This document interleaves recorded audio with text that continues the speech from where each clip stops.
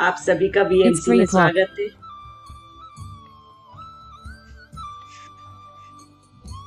आज हम कर्म सिद्धांत के बारे में जानेंगे। पत्री जी ने भी हमको कर्म सिद्धांत के बारे में काफी कुछ बताया हुआ है। तो वैसे तो कर्म सिद्धांत के बारे में इतने आसानी से इतनी जल्दी से नहीं समझ में आता है, लेकिन फिर भी हम कोशिश ये करेंगे कि गागर में सागर भर सकें। हमारा प्रयास है। तो इसके तो कई सारे सेशन चलते हैं, लेकिन ये फिर भी हम अपनी तरफ से कोशिश कर रहे हैं आप लोगों को बताने के लिए। तो कर्म सिद्धांत को समझने से पहले जानेंगे कि कर्म है क्या। तो दोस्तों, कर्म हमारे जीवन जीने का एक ऐसा तरीका है जिससे हम वास्तव में अपने स्वयं के लिए एक अच्छा संस्करण बन सकें और अपनी इच्छा से पूर्ण और संतुष्ट जीवन जी सकें। क्योंकि हमारा जीवन कोई पत्थर की लकीर नहीं है जिसे हम बदल ना सकें। इसलिए हम अपने जीवन के मार्ग को अपने विचार और अपने कार्यों से बदल सकते हैं। मनुष्य को हर पल कोई ना कोई कार्य करते ही रहना पड़ता है। दोस्तों, कई बार हमारे सामने कई सारी ऐसी परिस्थितियां, घर परिवार हो या अपना कार्यस्थल हो, अपना जीवन से संबंधित जो भी समस्याएं हैं, कई बार हमको ऐसा लगता है ये हम इसमें फंस करके रह गए हैं, हम इससे निकल नहीं पाएंगे। तो ऐसा कुछ भी नहीं है दोस्तों। बहुत कुछ हमारे ऊपर डिपेंड करता है कि हम इससे किस तरह से बाहर निकल सकते हैं। तो उसी के बारे में ये कर्म सिद्धांत है। सामान्यतः हम 4 तरह से कर्म करते हैं: मनसा वाचा कर्मणा। इसके बारे में तो सभी को मालूम है। मन से, विचारों के माध्यम से, वचन से, शब्दों के माध्यम से और कर्म से हमारे क्रियाओं द्वारा किए जाने वाला कार्य उसके माध्यम से। लेकिन चौथा आता है इसके अतिरिक्त उन कर्मों के माध्यम से जो हमारे निर्देश पर दूसरे लोग करते हैं। इसका मतलब यदि सरल शब्दों में कहें तो वो सब कुछ जो हमने सोचा, कहा, किया या करवाया, जिसके होने का कारण हम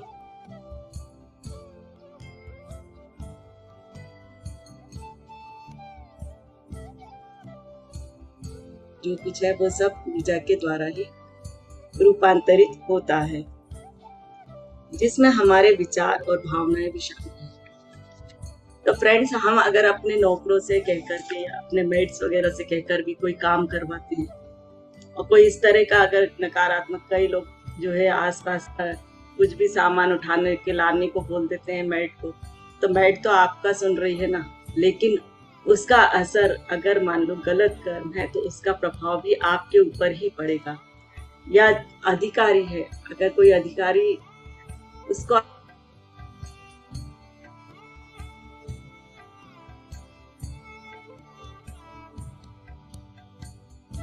कर रहा है, वो जिसने उसे आदेश दिया है वो कर्म बंधन में बंधेगा।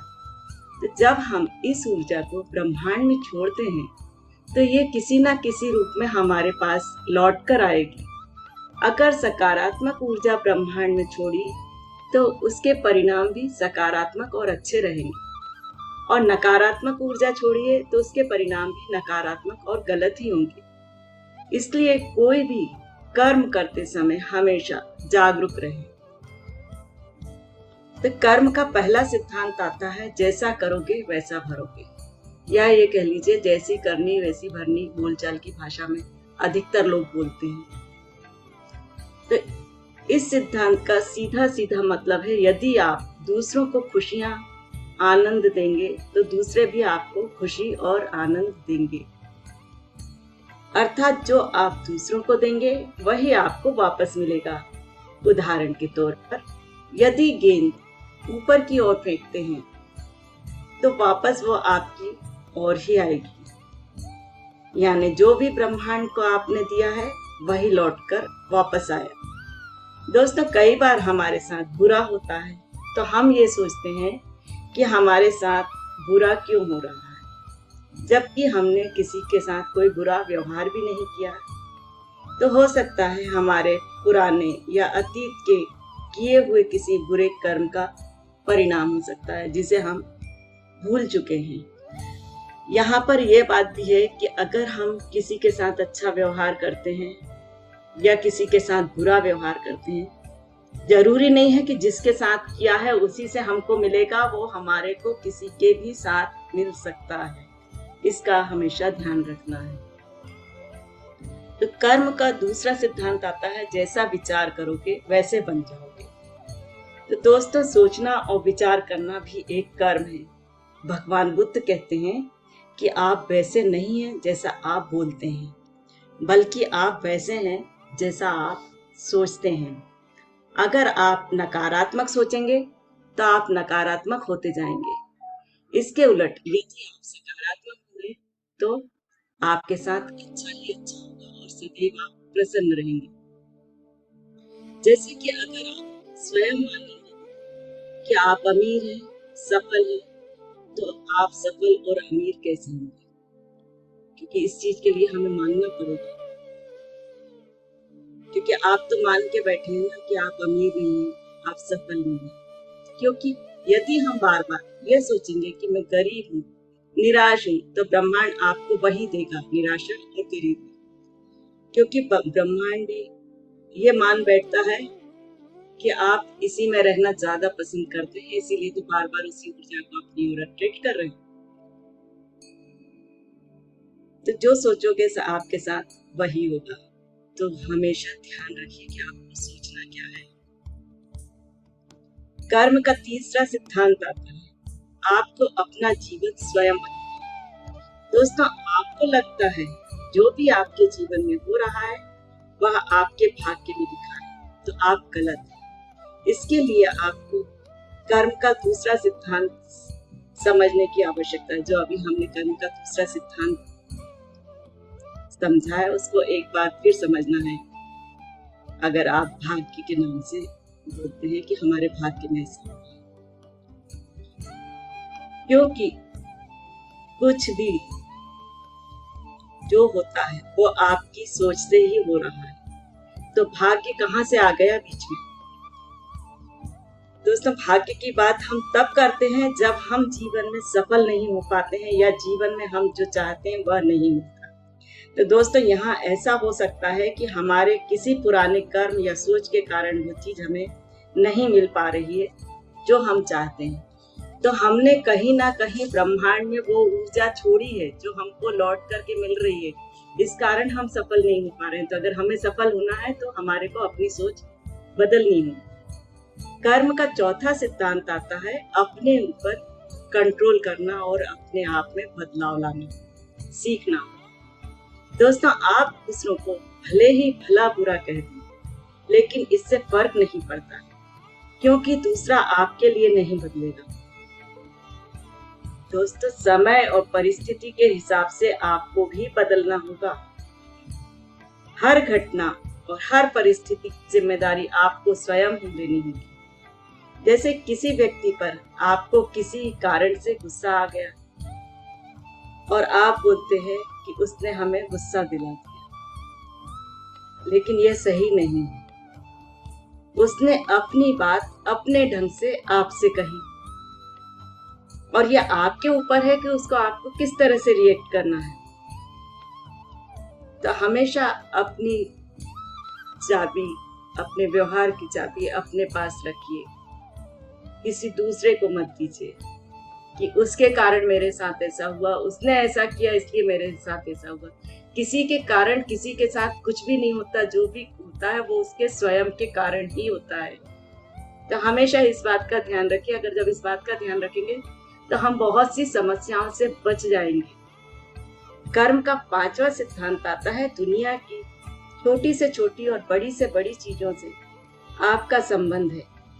हमें यहाँ समझना होगा कि हमारा शरीर भी 5 तत्वों से मिलकर बना है और संसार भी उन्हीं 5 से मिलकर बना है।